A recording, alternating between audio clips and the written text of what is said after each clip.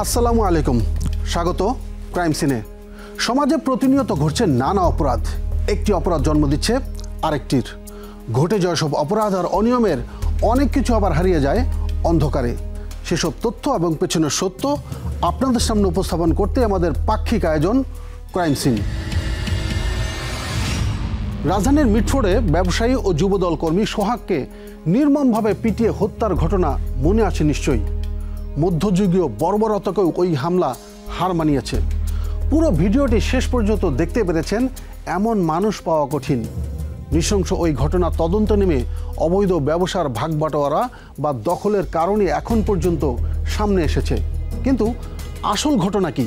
কেনই বা সোহাগের মরদেহের উপর উঠেও লাফালাফির মতো পাশবিকতা চালায় খুনিরা? ক্রাইম সিনের অনুসন্ধানে পাওয়া গেছে চাঞ্চল্যকর সব তথ্য। ঘটনা ভিন্ন খাতে নিতে সাজানো হয় নানা রকম নাটক।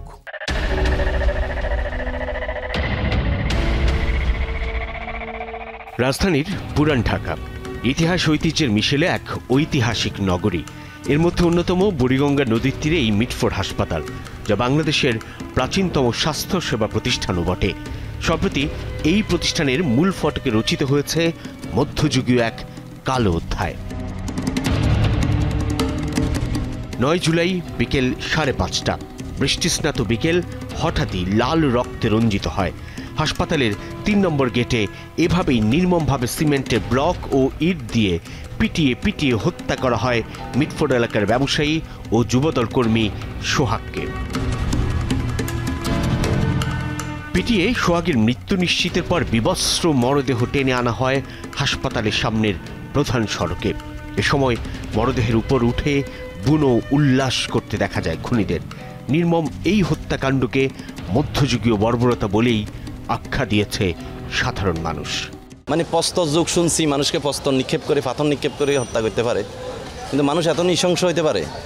আর্থসামাজিক ব্যাপারে মানুষের সাথে মানুষের অনেক দ্বন্দ্ব থাকতেই পারে, তাই বলে হত্যা করতে হবে এইভাবে?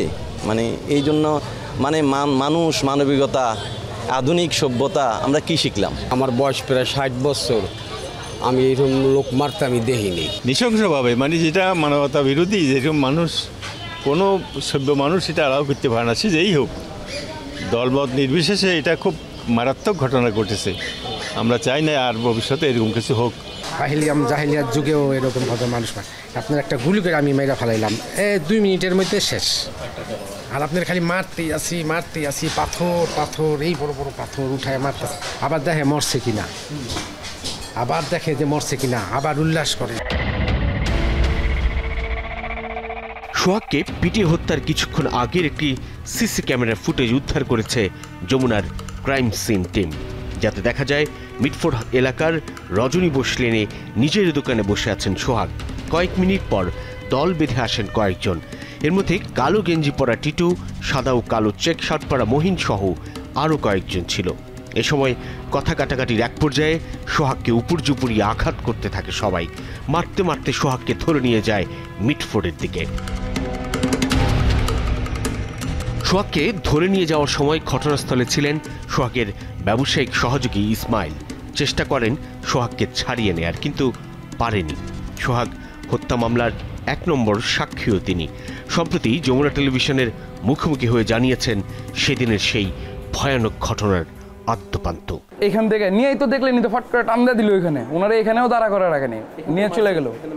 এখান থেকে তো কিল ঘুষি সব শুরুই, আর আঘাত করা শুরু করছে ওইখানের পরে। যখন আপনার গিয়া, আর সব তো আমার পরিচিত, আমি এলাকার স্থানীয় ছেলে, আমার চিনে না এমন কেউ নাই। মানে এলাকায় যারা এই ঘটনায় জড়িত আর যাদেরকে আমি চিনি না, এগুলি সব ম্যাক্সিমাম ইস্পাহানি কারিগঞ্জের ছেলে। তারপরে ওইখানে যায় যখন মারতাছে, তখন আমার সাথে যদি একজন ছিল, বাচ্চু, ওনারই ছোট ভাই, ওই পাড়া থাকে। ও যখন দৌড়দা বলাইছে, তখন ভাই আমার আর সাহসে পোলায় নেই। ওরা এখানেতে ছিল 10-15 জন, কিন্তু আরও মানুষ ছিল, টোটাল না হলেও 40 থেকে 50 জন মানুষ এইখান থেকে। না, এই যে লালমিয়া হাজির বিল্ডিংয়ের সামনের থেকেই, ওইখানে তো দোকানপাট খোলা ছিল, আরও অনেক মানুষের ক্যামেরাও আছে। ক্যামেরা টান দিলে সবাই বুঝতে পারবো, কারণ একটা ক্যামেরা ফুটেজও আমরা পাই নাই, কারণ কেউ আমরা ভয় দেয় না। আর স্বাভাবিক, এটা ওরা যেভাবে ক্রাইমটা করছে, মানুষ ভয় পাইবে। ওইখান থেকে আর ওই ঘটনা আর ভুলতেই পারি না। ওইখান থেকে আমি চুপচাপ এখানে আসলাম। এখানে আরেকজন ছিল, তার বাসায় এইভাবে বাজার টাজার করে দিত বিনোদ। ওরে মারতে চাইলো টিট্টন গাজী, তো টিট্টন গাজীরা আমি ঠেকলাম, এই ভাই আপনি ওরে মারতেছেন কে? ওরা যখন ঠেকলাম তখন ওই আমার 2বার ভালো করে বলো, তুই এনতে যাবি কি না, আমার পরিচিত। 3বারের সময় কোমর হাত দিচ্ছে, তুই যাবি কি না ঝাড়ি দিয়া। তখন আমি চাপতে বাদ দিয়েছি, কারণ ওদের কাছে 6টা মেশিন আসছিল, অস্ত্র 6টা আসছিল, আর সুইচ গিয়ার চাকু এগুলি তো আছে। আবার ওই যে হাতের ভিতরে পুরো ইয়া করা পাঞ্চ না কি বলে ওইটা, আবার কিছু স্টিলের পাইপ আসছিল যে টিপ দিলে বড় হয়ে যায়, ওগুলি এগুলির সামনে তবে আমাদের সাহস কোলানি। ছোট বড় সবার দাবি কঠোর শাস্তি নিশ্চিত হোক নির্মম এই হত্যাকাণ্ডের, দৃষ্টান্ত স্থাপন হোক সমাজে। যারা মনে করেন যে বাজে মারছে, পাথর দিয়ে মারছে, এগুলো এরকম জনগণের ইতে ছাইরা দেখ, ওই বাজে মনে করেন এগুলো এরকম নিক্ষোভ করে মারুক। এদেরকে মৃত্যুদণ্ড দেওয়া উচিত, ফাঁসি দেওয়া উচিত। ওনাদের যদি প্রকাশ্য সবার সামনে না ফাঁসি দিয়ে দিত, মানুষ মারাও কমে যেত। এত করতোই না ভাই। যেভাবে মারা হয়েছে এইভাবে ভাই ঠিক হয় নাই, ঠিক আছে, তাকে আইনের আলতা ধরা আইনা উপযুক্ত বিচার চাই। সোহাগকে পিটিয়ে হত্যার ঘটনা 1 মাস পেরিয়ে গেল। বাবাকে হারিয়ে কেমন আছে সোহাগের সন্তানরা? কাঁদতে কাঁদতে চোখের জল শুকিয়ে গেছে সবার। পরিবারের দাবি দ্রুতই হত্যাকারীদের সবাইকে গ্রেফতার করে দৃষ্টান্তমূলক শাস্তি দেওয়া হোক। তো এটা ওনার আগে থেকে প্ল্যান করে রাখছে, যদি ওনার সাথে না হয় কথায় তাহলে ওনার অ্যাটাক করুন, নাহলে এতগুলো অস্ত্র এত কিছু দেওয়া একটা মানুষকে তো প্ল্যান ছাড়া এগুলো করতে পারে না। যেভাবে মারছে, প্রথমে তো আঘাত করছে অনেক কিছু ধারালো কিছু দিয়া, তারপরে তো নিয়ে তো ওনার এই দোকান থেকে টানতে টানতে নিয়ে 3 নম্বর গ্রেটে নিয়ে ওনারা মারছে। এইভাবে মানুষ মার পাথর, একটা মানুষের শরীরে একটা কাপড় ছিল, কীভাবে যে মারছে, মানুষটা এইভাবে মারতে পারে, ওগো ভিতরে কোনো মনুষ্যত্ব ছিল না। তো যাই করছে না করছে, এখন আমি চাই আমার হাজব্যান্ডের বিচারটা এমনভাবে কঠিন বিচার হোক, জানি পরবর্তীতে কেউ ওই কাজ করার সাহস না পায়। আমার মতো কেউ স্বামী হারা, আমার সন্তানের মতো কেউ বাবা হারা না হয়। আমার ছেলে মেয়ের ভবিষ্যৎ, আমার পৃথিবীটা একদম শেষ করে দিই। আমরা যে আমার ছেলে মেয়ে আমি কীভাবে বাঁচবো, কীভাবে সামনে চলতে চাই না। প্রতিদিন বাবা বাবা বলে ডাকতো, এখনো ডাকটাও শুনতে পাই না। আমি চাই আমার ফুবুদের, আমার বোনদের, আমার মাদের চোখের পানি ফালাইছে, আমি চাই আপনারা যদি আমার ফুবুদের চোখের পানিটা মুছে দেন, ওদের আইনে আইনে ফাঁসি দেওয়া হোক। আমার মতো বাবা হারা যদি কেউ না হয়, আমার মতো এতিম যদি কেউ না হয়, বাংলার বুকে যদি কোনো খুনি না থাকে, আমি এটাই চাই শুধু।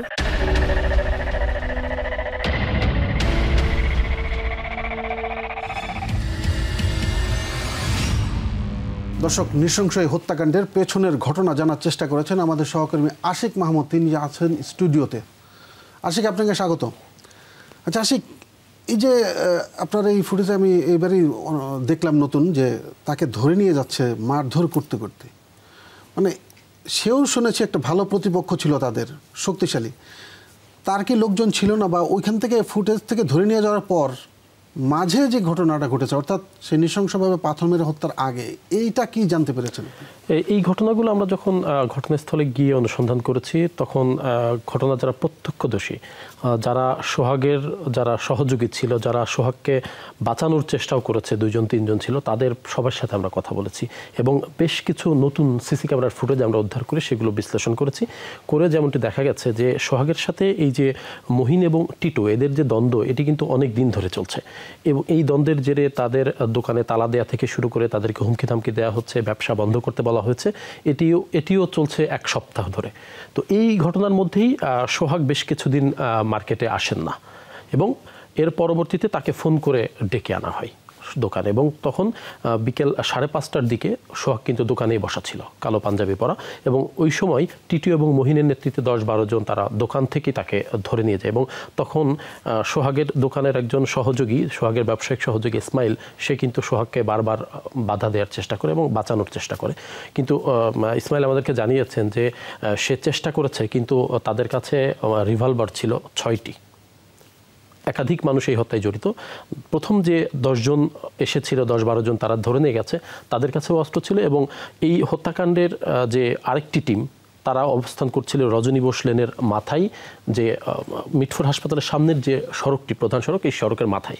এবং সোহাগকে প্রথম তার দোকান থেকে ধরে নিয়ে গিয়ে এই রজনী বোস লেনের মাথার যে দোকান, রাস্তা, তার উপর পেটানো হয়। এক পর্যায়ে সোহাগ সেখান থেকে বাঁচার জন্য দৌড়ে মিটফোর্ডের 3 নম্বর গেট দিয়ে ভিতরে ঢোকার চেষ্টা করে, যে হাসপাতালে গেলে হয়তো সে বাঁচতে পারবে। কিন্তু এখানে 3-4 গ্রুপ লোক এখানে আগে থেকেই পরিকল্পনা নিয়ে ওত পেতেছিল এবং তারা সবাই যখন সোহাগ গেট দিয়ে মিটফোর্ডের গেট দিয়ে ভেতরে ঢোকে তখন তাকে সেখানে আবারও ধাওয়া করে সেখানে সোহাগ পড়ে গেলে তখন তাকে সিমেন্টের ব্লক এবং ইট দিয়ে উপর্যুপরি তখন আঘাত করতে থাকে। সে যখন ওই লেনের সামনে থেকে দৌড় দিল বাঁচার জন্য মিটফোর্ডের ভেতরে, ওখানে কি ভেতরে আশ্রয় নেওয়ার জন্য ওখানেও কি আরেক গ্রুপ ছিল? ওইখানে আরেকটি গ্রুপ ছিল এবং এইখানে দোকান থেকে ধরে নিয়ে গেছে একটি গ্রুপ এবং রজনী বোস লেনের সামনে সেখানে মারধরের জন্য আরেকটি গ্রুপ এবং তারও সামনে এই হত্যাকাণ্ডে জড়িত ওই যে হাসপাতালের কর্মচারীদের মধ্যেও কয়েকজন এই ঘটনার সাথে জড়িত, তারা হাসপাতালের সামনে অবস্থান করছিল। এরকম 3-4টা গ্রুপে ভাগ হয়ে এবং পরিকল্পনা করেই কিন্তু আধা ঘন্টার মিশনে সোহাগকে হত্যা করা হয় এবং প্রত্যক্ষদর্শী যারা রয়েছেন, যারা সোহাগকে বাঁচানোর চেষ্টা করছিল, সোহাগের সহযোগী, তারা বলেছেন যে তাদেরকেও মেরে ফেলার হুমকি দিয়ে তাদেরকে অস্ত্র দেখানো হয়েছে, কোমর থেকে কেউ রিভলভার বের করতে চেয়েছে এবং ভয়ে তারা 2-3 জন চলে গেছে। আসলে এই হত্যাকাণ্ডটি যে ঘটেছে এটি পরিকল্পিতভাবে একটি প্রকাশ্যে করার উদ্দেশ্যও যেমন আমরা পেয়েছি যে এখানে আধিপত্যর একটি রাজনীতি আছে এবং এখানে ব্যবসায়িক একটা দ্বন্দ্ব আছে এবং এখানে অবৈধ ব্যবসা হয়, সেই ব্যবসা নিয়ন্ত্রণ নিয়ে তাদের মধ্যে দ্বন্দ্ব। এইখানে মোটা অঙ্কের টাকার লেনদেন হয় এই অবৈধ ব্যবসাকে কেন্দ্র করে এবং সেখানে চাঁদাবাজির ঘটনা আছে, চাঁদাবাজি হয় ব্যবসায়িক প্রতিষ্ঠান, অ্যাম্বুলেন্স আছে, হাসপাতালের সিসিইউ, এনআইসিইউ, সেইগুলো আসলে এই যে যারা হত্যাকারী এরা এই সকল কিছু নিয়ন্ত্রণ করে মিটফোর্ড এলাকা। এখানে কোটি কোটি টাকার চাঁদাবাজি এবং এই নিয়ন্ত্রণের ভাগবাটোয়ারা হয় এবং এই জায়গার যে অবৈধ টাকা, এই অবৈধ টাকার পেছনে সবারই এক ধরনের আগ্রহ যে এই যে ব্যবসাটা যেভাবে নিয়ন্ত্রণ নিতে পারে। সে কারণে আসলে একাধিক পক্ষ এখানে এই হত্যাকাণ্ডের সাথে কিন্তু যুক্ত এবং সবাই কিন্তু তাদের উদ্দেশ্য যেটি জানান দিতে চেয়েছে যে এই সোহাগকে যদি প্রকাশ্যে, সোহাগ ক্ষমতাবান, আগে থেকে আওয়ামী লীগের আমলেও ক্ষমতাবান ছিল, ব্যবসা করেছে, সোহাগের সাথে মিলেমিশে সবাই তো এর আগে তাদের সহযোগীরাই ছিল, মানে কেন হঠাৎ করে সোহাগকে তাদের শত্রু মনে হলেও সোহাগকে সহ্য করতে পারলো না? সেটা নিশ্চয়ই অনেক কারণ আছে, সেটাই আপনার কাছ থেকে জানবো। দর্শক, নৃশংস ওই ঘটনার পর 2-1 জন ধরাও পড়েছে, কিন্তু মূল অভিযুক্তরা বা নেপথ্যের কারিগর যারা, তারা রয়েছেন ধরাছোঁয়ার বাইরে। তাদের কার কি অবস্থা, তা নেপথ্যে বা কী ছিল মূল ঘটনা, সেটাই জানাবো ছোট্ট একটি বিরতির পর। স্বাগত ক্রাইম সিনে। বাসা থেকে ফোন করে ডেকে এনে পরিকল্পিতভাবে হত্যা করা হয় সোহাগকে, যার নেতৃত্বে ছিল টিটু ও মহিন। এরা দুজনই সোহাগের ঘনিষ্ঠজন। পেছনে বসে হত্যাকাণ্ডের কলকাঠি নাড়ে টিটুর রাজনৈতিক বড় ভাই রনি ওরফে ভাইয়া রনি, যারা এখনও রয়েছে ধরাছোঁয়ার বাইরে। কিন্তু অবৈধ ব্যবসার নিয়ন্ত্রণ নেওয়ার জন্য মরিয়া ছিল সবাই। হত্যার আগে নানা পরিকল্পনা ও গুরুত্বপূর্ণ কিছু আলামত পাওয়া গেছে ক্রাইম সিনের অনুসন্ধানে।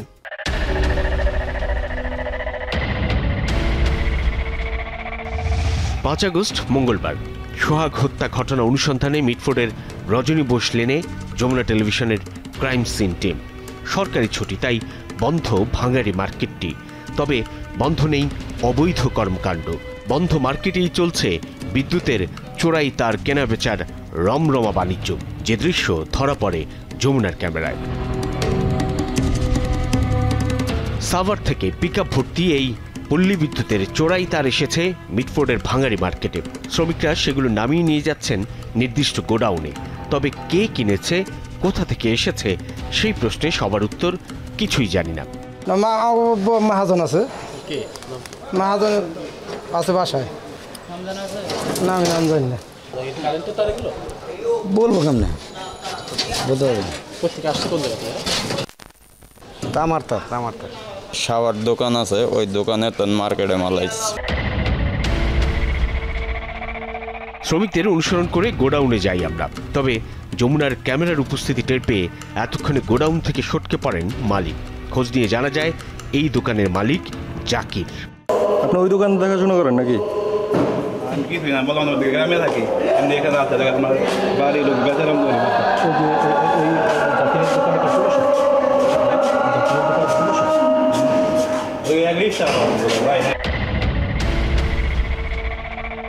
অনুসন্ধান বলছে বিদ্যুতের এই চোরাই তারের ব্যবসায় যারা জড়িত তারা রাতারাতি আঙ্গুল ফুলে কলা গাছ হয়। তবে চোরাই তারের এই কেনাবেচা সম্পূর্ণ নিষেধ। নিষেধাজ্ঞা উপেক্ষা করে যারা এই ব্যবসা করেন তারা প্রভাবশালী। তামাটা আপনার কোনো সময় লিগেলটা আসে, কোনো সময় আনলিগেলটা আসে। যখন আনলিগেলটা আসে তখন প্রফিট হয়ে যায় বেশি। যেমন আপনার মনে করেন যে সাদা মাল থাকে না, ভাঙ্গারের ভিতরে অনেক মাল চলে আসে। তখন বাঙালিতে আপনার মনে করেন লাল মাল, সাদা মাল, তারপরে যে গোলাপি মাল, এরকম অনেক ধরনের তামা আছে, যেটা বৈধ কিছু অবৈধ। যার পাওয়ার আছে হে কেনে, আর যার পাওয়ার নাই হে কিনতে গেলে আবার সরকারেও বাক আছে, সরকারের লোক আছে। আপনি আর আমি, আপনি ব্যবসা করেন, আমিও ব্যবসা করি। আমি বেশি কামাইতেছি বা আমি প্রাধান্য বিস্তার করতেছি, আপনি পারতেছেন না। আপনি আবার এটাকে কেউ ব্যবসা করছে, কেউ নানান ধরনের লোকজন আছে।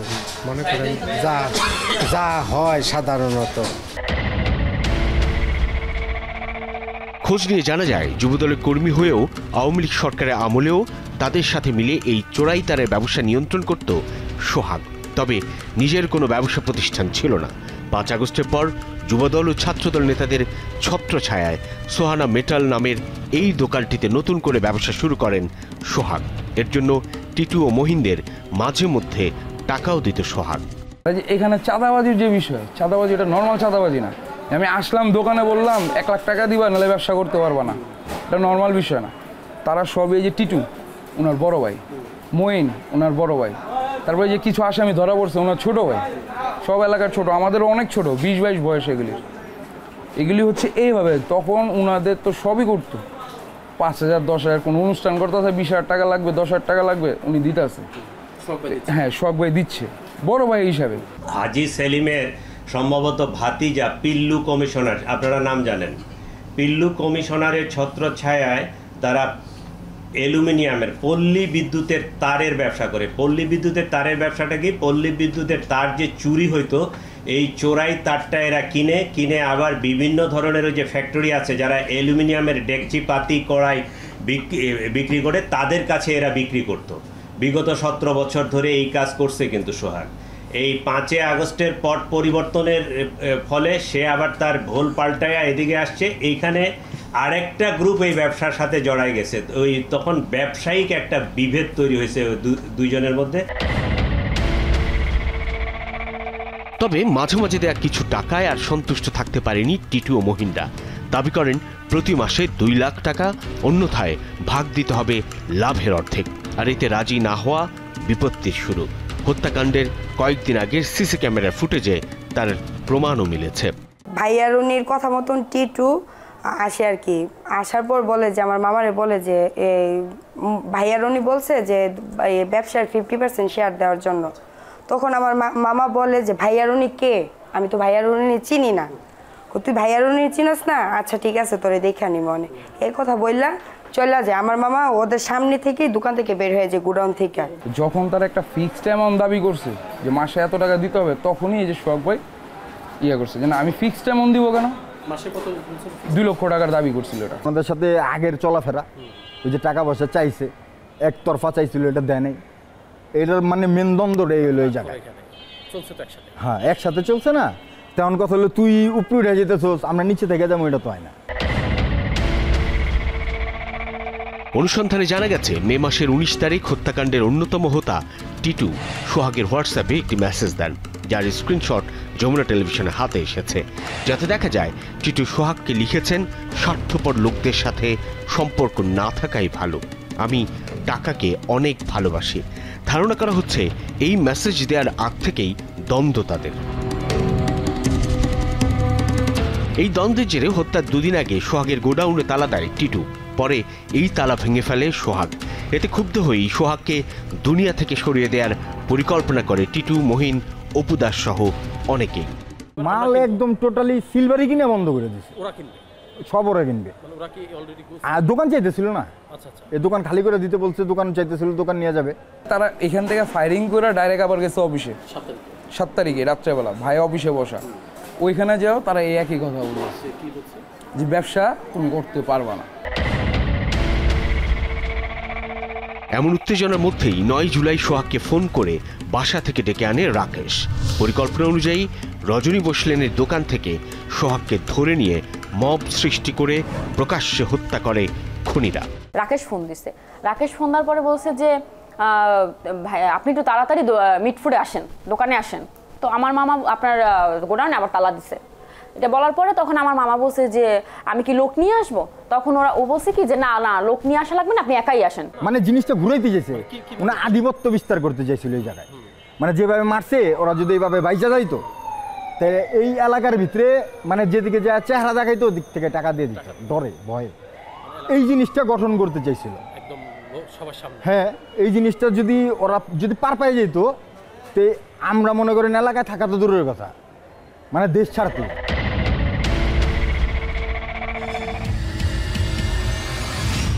দর্শক, আমরা আবারও যাচ্ছি সহকর্মী আশিক মাহমুদের কাছে। আচ্ছা আশিক, এই যে অবৈধ তারের ব্যবসা বলা হচ্ছে, আসলে অবৈধ তারের ব্যবসা প্রকাশ্যে বেচা কেনা না, বিষয়টা বুঝলাম না। এখানে নেপথ্যটা আসলে কি? শুধুমাত্র তার, বা এই তার কি পরিমাণ তার, মানে এটার জন্য এত খুনোখুনি, এত বড় সিন্ডিকেট? এই যে মিটফুডের যে রজনী বসলেন, এই রজনী বসলেনের পুরোটাই ভাঙাড়ির ব্যবসা হয়। এখানে তামা, সিলভার, এই ধরনের যে জিনিসপত্র, এইগুলো বিভিন্ন দেশের বিভিন্ন প্রান্ত থেকে আসে এবং সেইগুলো এখানে পাইকারি দামে এখানে কেনা হয় এবং এখান থেকে বিভিন্ন কারখানায় তারা এই জিনিসগুলো পাঠিয়ে দেয়। তারা সিলভারের হাঁড়ি পাতিল তৈরি করে, তারা এইগুলো নিয়ে ব্যবসা করে। কিন্তু এই জায়গাটিতে এই ভাঙাড়ির ভেতরে পল্লী বিদ্যুতের যে চোরাই তার, তামা এবং সিলভার, এই দুই ধরনের যে তার, সেই তারের কিন্তু একটা বড় বাণিজ্য আছে। এই চোরাই তার মালিক সমিতির পক্ষ থেকে বলা হচ্ছে এই চোরাই তার কেউ কেনা বেচা করতে পারবে না, কিন্তু যাদের ক্ষমতা আছে তারা এই চোরাই তারের ব্যবসাটা নিয়ন্ত্রণ করে। কেউ ভাঙাড়ির অন্যান্য জিনিসপত্রের মধ্যে এই চোরাই তারটা নিয়ে আসে, সেটি বিক্রি হয়, হয়তো সেটি কম, কিন্তু যারা চোরাই, যারা চক্র, যারা ঢাকার বাইরে থেকে বা বিভিন্ন জায়গা থেকে এই পিকআপগুলো নিয়ে আসে, এই তারের ব্যবসাটায় মোটা অঙ্কের টাকার লেনদেন হয় এবং সেটি যাদের ক্ষমতা আছে তারাই কেবল এই তারটা কিনতে পারে এবং বিক্রি করতে পারে। এবং বিক্রি করার জন্য নির্দিষ্ট দোকান আছে। সব কারখানা, সব ব্যবসায়ী এই তার কেনে না, কারণ এটি নিষিদ্ধ, কারণ অবৈধ জিনিস, সরকারি চোরাই জিনিস। সে কারণে পল্লী বিদ্যুতের বিভিন্ন গ্রামাঞ্চল, পল্লী এলাকায় যে লম্বা তার চুরি হয় বা এই ধরনের বিভিন্ন সময় কিন্তু আমরা এই খবর পাই যে বিদ্যুতের পুরো লাইনের তার চুরি হয়ে গেছে। পরবর্তীতে এই তারগুলো কেটে কেটে খণ্ড খণ্ড করে সেই তারগুলো এই মিটফুডে চলে আসে এবং আমরা কিন্তু সরেজমিনে যখন অনুসন্ধানে গেছি তখন কিন্তু সেই চিত্র একদমই পেয়েছি যে পিকআপ ভর্তি করে সাভার থেকে পল্লী বিদ্যুতের তার এসেছে এবং মার্কেট বন্ধ, কিন্তু গোপনে সেই তারগুলোকে গোডাউনে নিয়ে যাওয়া হচ্ছে। এই তারের যে ব্যবসা, তার সিলভারের কেজি যদি 300 টাকা হয়, এই তার বিক্রি হয় প্রায় 400 টাকা কেজিতে। সিলভারের জিনিসপত্র আলাদা করে এই তার বিক্রি করলে প্রায় 1/3 লাভই হয়। তো এখানে মোটা অঙ্কের একটা টাকা রমরমা বাণিজ্য, কারণ যারা এই তারের ব্যবসাটা নিয়ন্ত্রণ করে তারা ওই এলাকার প্রভাবশালী এবং তারা রাতারাতি আঙুল ফুলে কলা গাছ হয়। আর এই যে সোহাগ এই ব্যবসাটা নিয়ন্ত্রণ করে এবং আওয়ামী লীগের আমল থেকেও সে সেখানকার কাউন্সিলর পিল্লু, হাজী সেলিমের আত্মীয় পিল্লুর নেতৃত্বে আগেও সোহাগ এই ব্রোকারির ব্যবসাটা করত। তখন তার নিজস্ব দোকান ছিল না, কিন্তু সে ব্রোকারির ব্যবসাটা করত। সে এই ব্যবসা করে বেশ টাকা পয়সা সে ইনকাম করেছে, ভালো চলাচল করে, ভালো একটা বাসায় থাকে। তো সব মিলিয়ে এটিতে আসলে নজর গিয়েছে এই যে যারা হত্যাকাণ্ডে যারা জড়িত। এখন যে যারা ওর কাছ থেকে ব্যবসা নিয়ে নিতে চেয়েছিল, ব্যবসার ভাগ বসিয়েছে যে মান্থলি মোটা অঙ্কের একটা টাকা, যেটা আমরা চাঁদা বলি বা টাকা বলি, যাই বলি, যে ব্যবসা করতে হলে এত % দিতে হবে, এত টাকা দিতে হবে। তো আগে যে পিল্লুর সাথে তারা মিলেমিশে ব্যবসা করতো সোহাগ, তখন কি পিল্লুকেও এরকম ভাগ দিতে হতো বা অংশ দিতে হতো? ভাগ দিতে হতো। এবং এই যে তারের যারা ব্যবসা করে, যেহেতু নিষিদ্ধ, মালিক সমিতি থেকেও নিষিদ্ধ, সরকার থেকেও নিষিদ্ধ, সেহেতু এটি যারা কিনবে তাদের পেছনের একটা বড় শেল্টার থাকতে হয়। তা না হলে সে এই অবৈধ জিনিস কিনতে পারে না এবং এটা বিক্রিও করতে পারে না, কারণ এটি নিষিদ্ধ জিনিস। এবং যেহেতু অবৈধ ব্যবসা, তার মানে যার ক্ষমতা, প্রভাব, প্রতিপত্তি, সন্ত্রাসী বাহিনী আছে, তারা এই ব্যবসা টিকে রাখতে পারে। নিশ্চয়ই প্রশাসন আগেও বিষয়গুলো জানতো, এখনো তারাও বিষয়গুলো দেখছে। আপনি থাকুন, আপনার কাছে আবার ফিরবো, আরও অনেক কিছু জানার আছে আমাদের। দর্শক, ঘটনা এখানেই শেষ নয়। ঘটনার নেপথ্যে আছে আরও নানা রকম কারণ। এমনকি ঘটনা ভিন্ন খাতে প্রবাহিত করার জন্য নানা কৌশল নিয়েছিল খুনিরা। সেটাই জানাবো ছোট্ট আরেকটি বিরতির পর।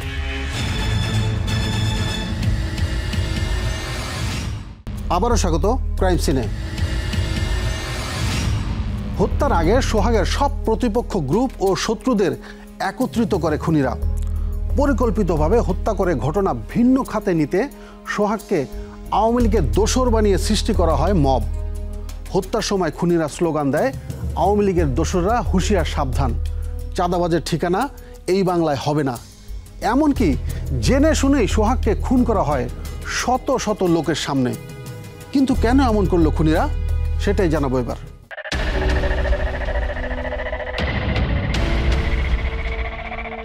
মিটফোর্ড এলাকায় ব্যবসায়ী ও যুবদল কর্মী সোহাগকে পিটিয়ে হত্যার ভিডিওটি সামাজিক যোগাযোগ মাধ্যমে ভাইরাল হলে সমালোচনার ঝড় ওঠে গোটা দেশে। প্রশ্ন ওঠে, কি এমন ক্ষোভের কারণে এত পাশবিকতা? গোয়েন্দারা জানিয়েছে, সোহাগকে সিমেন্টের ব্লক দিয়ে বারবার আঘাত করা এই আকাশি রঙের শার্ট পরিহিত যুবকের নাম রেজওয়ান উদ্দিন অভি। তিনিও মিটফোর্ড এলাকার একজন ব্যবসায়ী।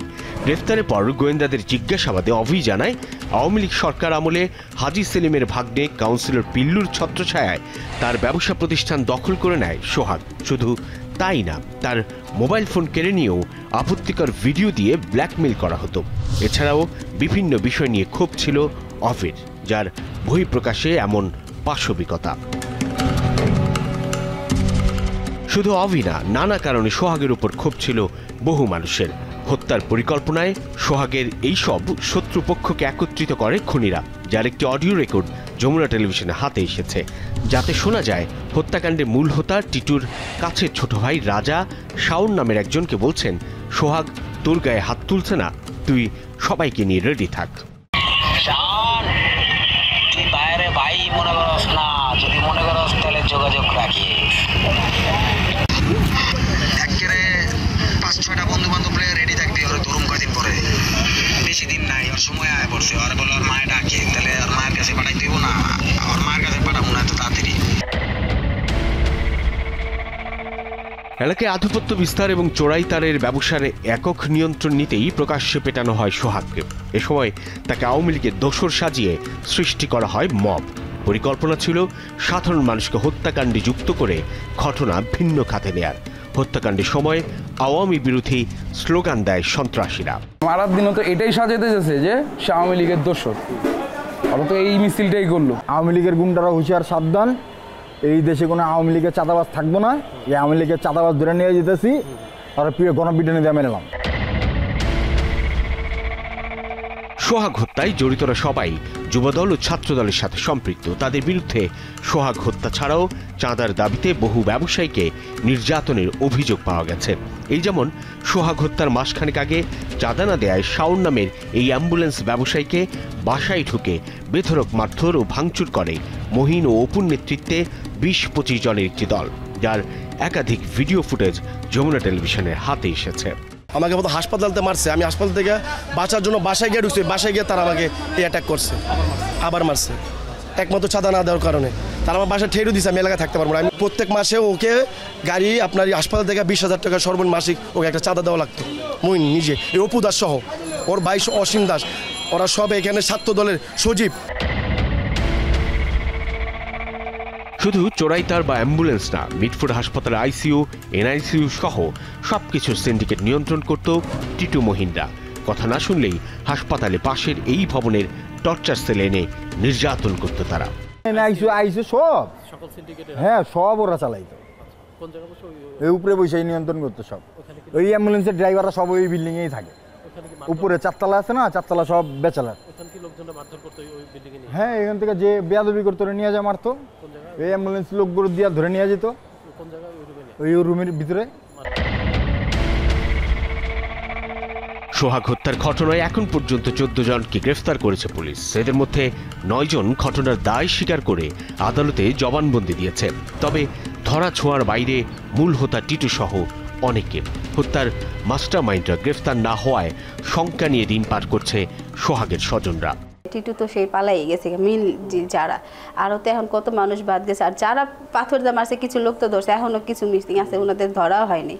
এখন আমি এটাই চাইতেছি যে যারা মেনলি ইয়াটা করছে তাদেরকে তাড়াতাড়ি আইনের মাধ্যমে ধরা হোক, কারণ ওনারা বাইরে থাকলে আমাদের ভয়, মনের মধ্যে ভয় যে প্রবৃত্তি আমাদেরও এটা করতে পারে। ঠিক আছে, এই ভয়ে এখন আমার ছেলে মেয়েদের আমরা বাইরেও যেতে পারি না, ওদের স্কুল বন্ধ।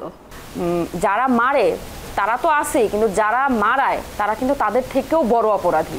হ্যাঁ, যদি তাদেরকে আইনের আওতায় না আনা হয় তাহলে কিন্তু তারা এই যে আপনার যে কটা মানে যারা যারা অ্যারেস্ট হয়েছে সে কিন্তু চাইলে এদের মতো আরো 100 জন রেডি করতে পারবে। পরিবার ও সোহাগের ঘনিষ্ঠজনদের অভিযোগ, পরিকল্পিতভাবে হত্যার মাস্টারমাইন্ড 4 জনের নাম বাদ দিয়ে নিরীহ কয়েকজনের নাম মামলায় অন্তর্ভুক্ত করা হয়েছে। এই আসামিগুলোর নাম বাদ দিয়া আরও 3-4 জনের যে নাম ঢুকাই দিল, এই যে আপনার রজব আলী বিন্ডু, সাবা কারিম লাকি, সিরাজুল ইসলাম, আবার শুনলাম হিম্মত আলী, তারপরে যে কালু, স্বেচ্ছাসেবক কালু যার নাম দিতে। কালু যদি হয় এটা তো স্বেচ্ছাসেবক কালু হইব না, এটা যুবদলের কালু হইব, বরকতুল্লাহ কালু হইলে উনি আছে কিনা বাদ দিল আপনার হলো ভিয়ারনি, কাইয়ুম মোল্লা, রাকেশ, মুজাফর হোসেন বাবুল, এদের বাদ দিল কেন এটা প্রশাসন ভালো জানে। বাদ দেওয়ার কারণটা কি? এই যে 4 জনের নামে যে 4 জনের নামটা মানে আমি আসলে বুঝতে পারতেছি না যে একই ধারে মানে আমরা যাদেরকে বলতেছি তারাই এই এজাহার থেকে বাদ। হ্যাঁ, এটা মানে আমার কাছে খুবই কাকতালীয় লাগতেছে। তো আমি এটাই বলতে চাচ্ছি যে এই যে আপনার যারা মারছে, যারা মারাইছে তারা কিন্তু এই সন্ত্রাসীদের জন্ম দিচ্ছে। তবে পুলিশ বলছে পরিবারের এই অভিযোগ সত্য নয়, হত্যায় জড়িত বাকিদের গ্রেফতারের চেষ্টা চলছে। তদন্ত আপনার একটা চলমান প্রক্রিয়া, এখানে এখনো অনেক গুরুত্বপূর্ণ অভিযুক্তরা গ্রেফতার হয়নি, তাদেরকে গ্রেফতারের জন্য আমাদের প্রচেষ্টা অব্যাহত রয়েছে। আপনারা জানেন এই ঘটনা ইতিমধ্যে 9 জন স্বীকারোক্তিমূলক জবানবন্দি প্রদান করেছে। তো তদন্তের কাজটা অনেক দূরে গিয়েছে বলে আমরা বিশ্বাস করি এবং আমরা চেষ্টা করছি এই ঘটনার সাথে প্রত্যক্ষভাবে জড়িত যারা তাদেরকে আইনের আওতায় নিয়ে এসে বিজ্ঞ আদালতে সেই অনুযায়ী পুলিশ প্রতিবেদনটা দাখিল করার জন্য। সোহাগকে হত্যার আগে মিটফোর্ড এলাকার রজনী বসলেনের এই দোকান থেকে তাকে ধরে নিয়ে যায় খুনিরা। হত্যাকাণ্ডের পর থেকেই বন্ধ ছিল প্রতিষ্ঠানটি, তবে গত বুধবার দোকানটি আবারও চালু করেছেন সোহাগের ব্যবসায়িক সহযোগীরা। শুরু হয়েছে কেনাবেচা। শুধু নেই সোহাগ, সন্ত্রাসীদের এমন দৌরাত্ম্য থেকে মুক্তি চায় সাধারণ মানুষ।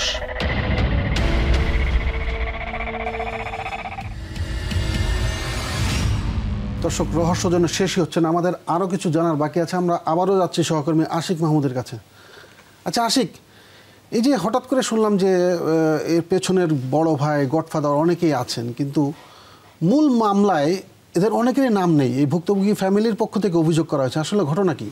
এই জায়গাটিতে আসলে আমরা যেমনটি দেখলাম যে এই ঘটনায় যে মামলা হয়েছে 19 জনকে আসামি করা হয়েছে এবং 15 থেকে 20 জনকে অজ্ঞাতনামা রাখা হয়েছে। সেখানে পরিবারের দাবি তারা 24 জনকে আসামি করে প্রথমে মামলা করেছিল। সেখানে এই ঘটনার যে 2 নম্বর আসামি টিটু, যে এখনও ধরাছোঁয়ার বাইরে, আর যার সাথেই এই টিটুর সাথেই মূলত সোহাগের এই ব্যবসায়িক যে দ্বন্দ্ব, ভাগবাটোয়ারার দ্বন্দ্ব, বা তার কাছে প্রতি মাসে চাঁদা চেয়েছিল 2 লাখ টাকা, যে প্রতি মাসে 2 লাখ দিতে হবে।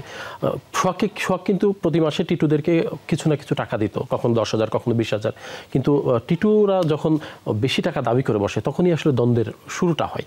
তো এই টিটুর সবচেয়ে কাছের যে রাজনৈতিক বড় ভাই রনি ওরফে ভাইয়া রনি, এবং আমরা কথা বলে যেমনটি জেনেছি যে এই টিটুকে পেছন থেকে সাপোর্টটা দেয় রনি, এবং রনি নেতৃত্বেই একবার সোহাগকে বলেছে যে রনি ভাই টাকা চাইছে, তুমি দিলা না। তো এরকম পরিস্থিতি যখন হয়েছে তখন সোহাগকে বলা হয়েছে যে রনিকে তোমাকে চিনিয়ে দেব। যখন হত্যার ঘটনার আগে যখন এটা নিয়ে নানান ধরনের উত্তেজনাকর পরিস্থিতি চলছে, তারা একাধিকবার মিটিংয়ে বসেছে এই টাকা পয়সার ভাগবাটোয়ারা কী হবে এটা নিয়ে।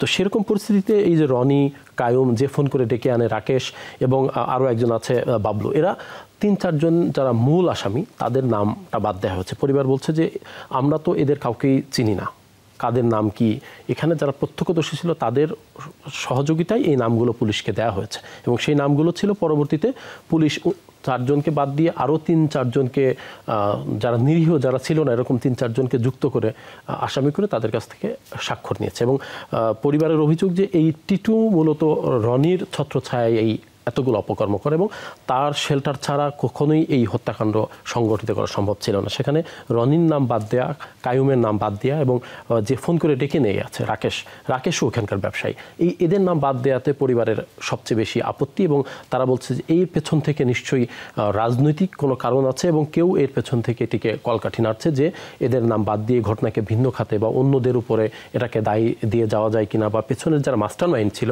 তাদের দায়টা যেন না আসে, এরকম একটি প্রবণতা আমরা দেখছি। এবং এর বাইরেও এই ঘটনায় কিন্তু আরেকটি বিষয় আমরা যেমনটি দেখেছি যে সোহাগের উপর কিন্তু অনেকের ক্ষোভ ছিল, যেহেতু দীর্ঘদিন ধরে সোহাগ এখানে ব্যবসা করে এবং তার সাথে টাকা পয়সার লেনদেন নিয়ে অনেকেরই ক্ষোভ ছিল, অনেকেই সেই ক্ষোভ পুষে রেখেছিল।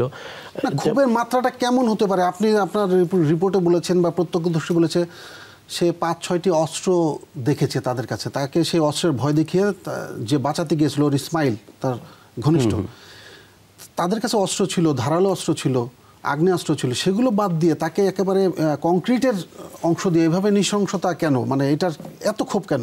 তারা আসলে প্রথমে যেটি চেষ্টা করেছে যে একটি মব সৃষ্টি করা, যে আওয়ামী লীগের দোসর তাকে আমরা গণপিটুনি দিয়ে মেরে ফেলছি, এই জিনিসটাকে তারা সাজাতে গিয়ে তারা কোনো আগ্নেয়াস্ত্রের ব্যবহারটা করেনি, তারা পিটিয়েছে এবং ক্ষোভ এর আগের যারা সোহাগের সাথে যাদের দ্বন্দ্ব ছিল, বিভিন্ন সময় যারা হত্যাকাণ্ডের আগে এই যাদের সাথে দ্বন্দ্ব ছিল সবাইকে এই খুনিরা কিন্তু একত্রিত করেছে এবং সবাই এই ঘটনার সাথে কোনো না কোনোভাবে ইনভলভ হয়েছে। এবং যে ছেলেটা আপনি দেখবেন যে আকাশি রঙের শার্ট পরিহিত একটি ছেলে সিমেন্টের ব্লক দিয়ে একের পর এক ওকে আঘাত করতে থাকে, সেই ছেলেটিও কিন্তু রাজনীতির সাথে জড়িত না হলেও সে ব্যবসা করতো আগে। এবং আমরা গোয়েন্দাদের কাছ থেকে যে তথ্যটি পেয়েছি যে এই অভির ব্যবসা প্রতিষ্ঠান ধ্বংস হয়ে যায় সোহাগের কারণে এবং সোহাগ বিভিন্নভাবে এই অভিকে এর আগে শেখ হাসিনা সরকারের আমলে ওই সময়কার আওয়ামী লীগের যারা নেতাকর্মী তাদের সাথে হয়ে এই অভিকে ব্ল্যাকমেইল করেছে, এতে করে অভির ওয়াইফ আত্মহত্যা করে এবং এই ক্ষোভটি অভি দীর্ঘদিন ধরে পুষে রেখেছিল।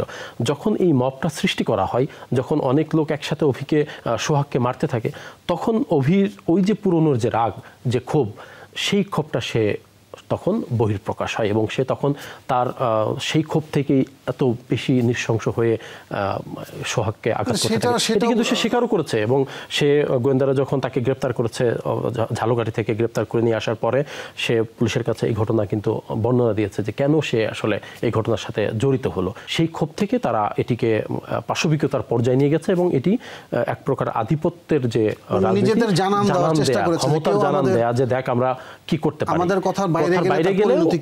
আমাদের কথার বাইরে গেলেও তার পরিণতি সোহাগের মতো হবে, এই জিনিসটাই তারা মিটফোর এলাকায় মানে প্রতিষ্ঠিত করার চেষ্টা করছে এবং সে কারণে তারা এত পাশবিক হয়ে নির্যাতন চালিয়েছে। প্রতিপক্ষ বা সন্ত্রাসীরা এরকম একজন আরেকজনকে এইভাবে মারে, কিন্তু মূল বিষয় যেটা যে এইখানে অবৈধ ব্যবসায়ীরা সবাই জানে এই কয়জন সিন্ডিকেট অবৈধ ব্যবসা করে, নিশ্চয়ই প্রশাসনও জানে। এই অবৈধ ব্যবসাটা যদি কেনা বেচাটা বন্ধ করা যায় তাহলে তো অনেক নেপথ্যের অনেক কিছু নিষ্ক্রিয় হয়ে যাবে, তাদের এই খুনোখুনি দরকার হবে না। নিশ্চয়ই আইনশৃঙ্খলা বাহিনী বিষয়গুলো দেখবে, অতীতে হয়তো দেখেনি বা রহস্যজনক কারণে তারা নীরব ছিল, কিন্তু এরকম নৃশংস ঘটনার পর নিশ্চয়ই আইনশৃঙ্খলা বাহিনী কি করে সেটার দিকেও আপনার নজর থাকবে। অনেকক্ষণ আমাদের সময় দিয়েছেন, ধন্যবাদ আপনাকে। মিটফোর্ড হাসপাতালের ভেতরে সোহাগকে নির্মমভাবে হত্যা করা হয় প্রকাশ্যে শত শত মানুষের সামনে। দুঃখজনক হলেও সত্যি ঘটনা, অনেকেই তা মোবাইল দিয়ে ভিডিও করেন, কিন্তু সোহাগকে বাঁচাতে কেউ এগিয়ে আসেনি বা আসার সাহস করেনি। আর ঘটনাটি সামাজিক যোগাযোগ মাধ্যমে ভাইরাল না হওয়া পর্যন্ত নির্বিকার ছিল স্থানীয় প্রশাসন, পুলিশ প্রশাসন সহ অন্যান্য আইনশৃঙ্খলা বাহিনী। এতে করে সমাজে অপরাধের প্রবণতা বাড়ছে। অস্ত্র হাতে মহড়া, ছিনতাই, ডাকাতি, চাঁদাবাজি, মানুষ খুন নিত্যদিনের ঘটনা হয়ে দাঁড়িয়েছে। গত বৃহস্পতিবার একইভাবে গাজীপুরে প্রকাশ্যে কুপিয়ে হত্যা করা হয় এক সাংবাদিককে। দর্শক, গত পর্বে আমরা দেখিয়েছিলাম কুমিল্লার মুরাদনগরে সম্প্রতি ঘটা জঘন্য দুটি ঘটনা। ধর্ষিত একজন ভুক্তভোগীকে ঘটনাস্থলেই ঘণ্টাখানেক শ্লীলতাহানি শুধু নয়, তা আবার ভিডিও করে ফেসবুকে ছেড়ে দেওয়া হয়। আরেকটি বড় ঘটনা ঘটে ধর্ষণকাণ্ডের কয়েকদিন পরেই। কথিত মব তৈরি করে একই পরিবারের 3 জনকে পিটিয়ে হত্যা করা হয়। এই দুটি ঘটনায় মুরাদনগরের মতো শান্তশিষ্ট প্রান্তিক গ্রামগুলো দেশব্যাপী আলোচনায় আসে। আপনার আশপাশের যে কোনো অপরাধমূলক ঘটনা আইন শৃঙ্খলা বাহিনীকে জানানো যেমন আপনার দায়িত্ব, তেমনি যে কোনো অনিয়ম আর অপরাধের খবর নির্ভয়ে নিঃসংকোচে প্রচার করা আমাদের দায়িত্ব, ক্রাইম সিনের দায়িত্ব। দেখা হবে আগামী পর্বে নতুন কোনো খবর নিয়ে। সে পর্যন্ত ভালো থাকুন, সতর্ক থাকুন।